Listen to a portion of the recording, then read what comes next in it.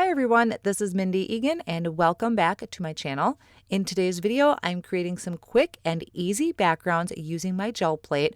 I've done this technique before. I have so much fun with it. I love doing it, and this background stamp is perfect for it. Now, any background stamp would work for this, but this is the Folk Art Flowers stamp set from Simon Says Stamp. It is actually a peel apart stamp, so I'm going to start showing you that first and how this works. So it is a red rubber stamp. I'm placing it in my Misty tool, just kind of lining it up in the corner, and now all of these flowers and all of those little berries all come out. So I'm going to go through and take out all of the berries and the flowers because I'm going to stamp my leaves first.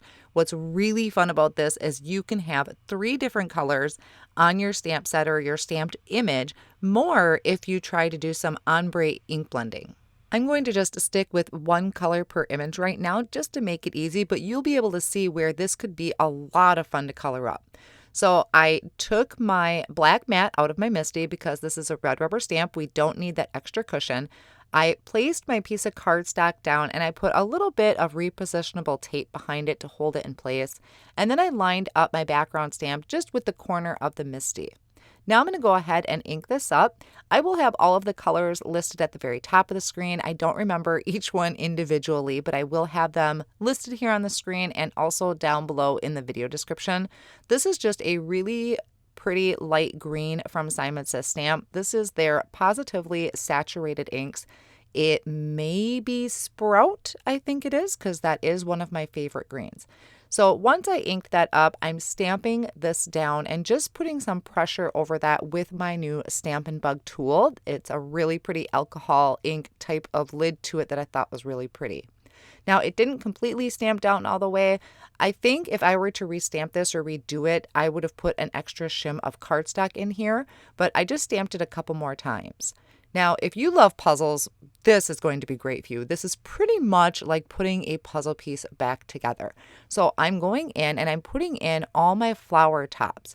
Now, the way I did it is I just made sure there were absolutely no gaps. You'll see I kind of move around trying to fit it in to the best area. I'm not sure if it really matters when stamping per se, but I wanted to make sure I got it as close as possible to the original position. Then I'm just carefully peeling up that background of the stamp, so I'm just left with the flowers. Then I'm going to ink up those flowers in a really pretty bright yellow. So I think this is Citrine, also one of the Pawsitively saturated inks from Simon Says Stamp. I'm sorry, Pawsitively. I said that wrong before. So I inked that up. And then I'm going to stamp this down and you'll be able to see this is perfect placement to put those flowers on top of the stems. So really fun to be able to just change up your colors all in one stamp. And honestly, fitting these flowers back into the stamp set really didn't take too long. It was honestly kind of enjoyable because there really wasn't a lot of thought process to it. It just went together like a puzzle piece. So after I stamped that down, I had happy fingers. I really liked how it turned out. Now I came back in and I put that background back over the top. I'm cleaning my stamp images in between each time so I don't transfer any ink. Now I can come back and I'm adding these berries back into that area. These ones, I really did not care how well they matched up because there's so much room around them. To me, it wasn't that big of a deal. So once those berries are in, I'm peeling this background up once again. I'm going to just leave the flowers there for right now. I'm going to come back in and take off each one of those flowers so that all I'm left with are the berries.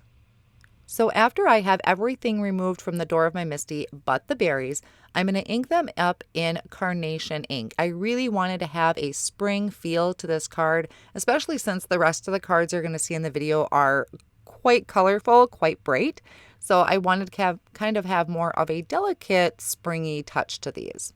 So once I have everything stamped, I'm going to put my background stamp back on my carrier sheet that the stamp came on. And then once again, I'll put everything together kind of like a puzzle and be able to put it back in my storage pocket.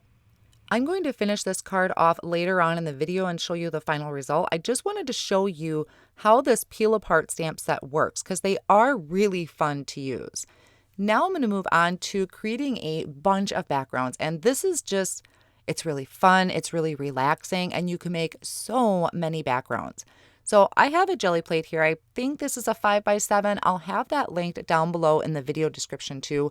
And I like Jennifer McGuire's method where she puts it on her Misty. That just kind of, I like it because I can move it around if I need to. And I have a piece of white cardstock in my Misty just so you can see what I'm doing. Now I'm coming in with some inks from Simon Says Stamp. I started with, I believe it was Carnation and then Sunbeam.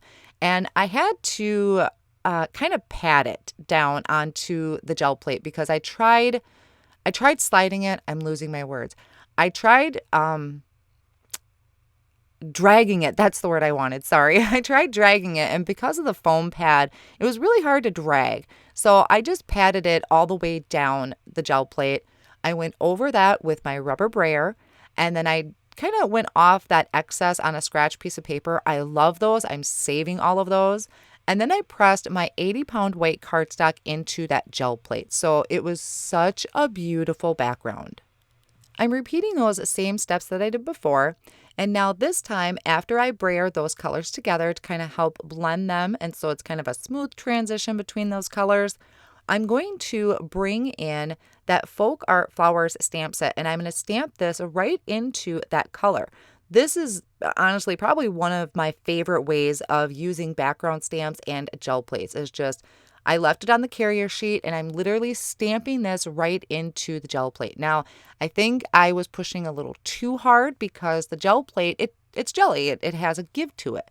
And you'll be able to see when I pull this up and stamp it down, I'm going to stamp it on white cardstock off on the side. So I'm kind of getting a 2-for-1 out of this. I'm going to transfer that color that I picked up, and this is going to create a very beautiful and delicate background. But we still have that impression on our gel plate. So I have another piece of white cardstock. I'm going to press that down. And when I pick this up, you're going to be able to see where I mentioned I think I pushed too hard. I still think it's beautiful. I would still use this, but I had more of the background of the actual stamp than I thought I did.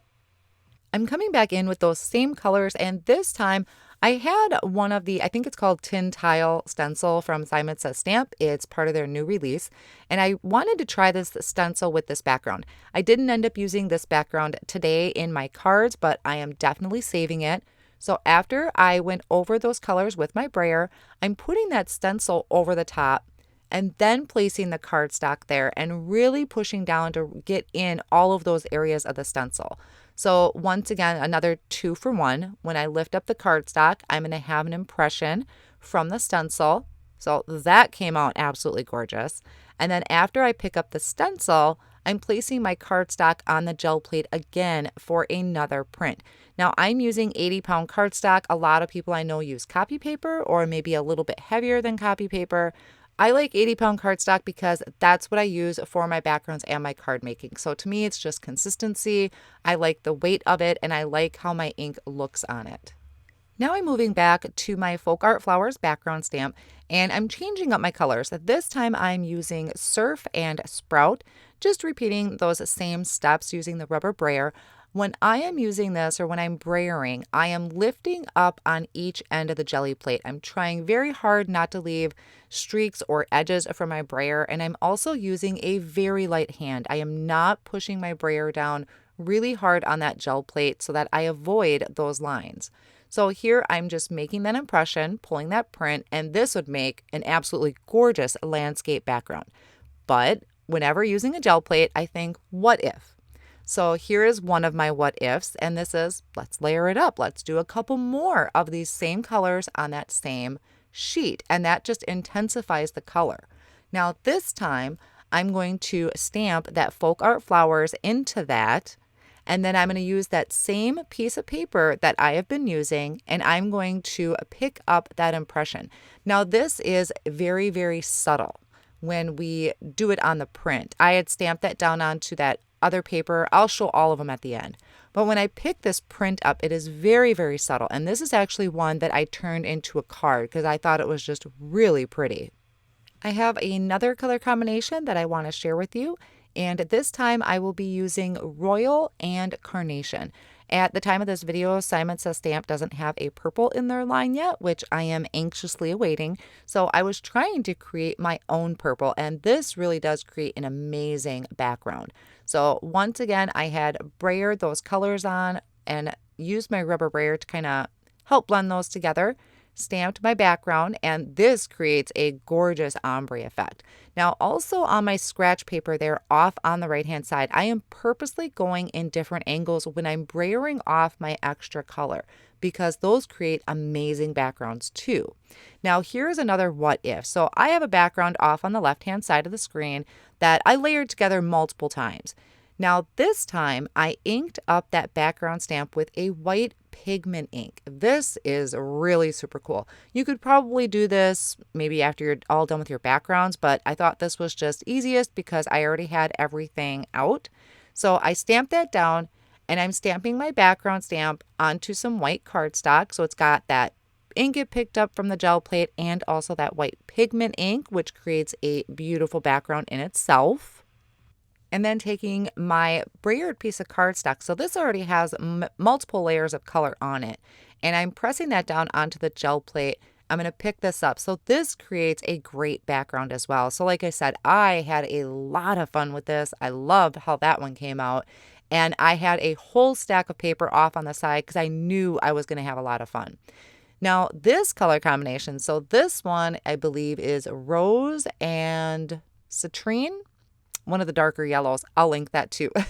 And you could see on the left-hand side, wow, what a background. I almost didn't even want to stamp on it. It was such a bright, vibrant background. But I thought, well, if white pigment ink worked, let's try another pigment ink. Well, all I have is gold pigment ink. I don't have any other, well, I shouldn't say that. I do have other ones, but I wanted something shiny. And this gold metallic from Altenew is the only shiny one that I have. So I inked my background stamp up and stamp that down onto the gel plate. So this is a very different look. It is the shiny that I kind of wanted because of that gold metallic, but it is very different. It's still really beautiful. So this just gives you some more ideas and possibilities. Try out some other inks to stamp it down, not just the stamp set. So I'll let you guys in on a little secret. Well, maybe not so much a secret, but backgrounds, I love making backgrounds. Picking out sentiments for my cards, not as much fun as making backgrounds is. So I really struggled pulling together sentiments for these cards. I did all of that off screen because it was very time consuming, but I will show you all of the backgrounds and all of the cards. Well, I made 3 cards. I was able to get 3 put together. I'm filming in my kitchen. That's where I work. That's where my craft room is. And so I have a very limited time with my filming setup. First, here's a look at all of the backgrounds that I made. Some of them I did off screen where I just kind of cut it out of the video because it was very repetitive, but I have a ton of backgrounds now that I will definitely be using in the future. So I went through and picked out 3 of my most favorite backgrounds, 4 if you count this one, which is using it in the actual way it was intended.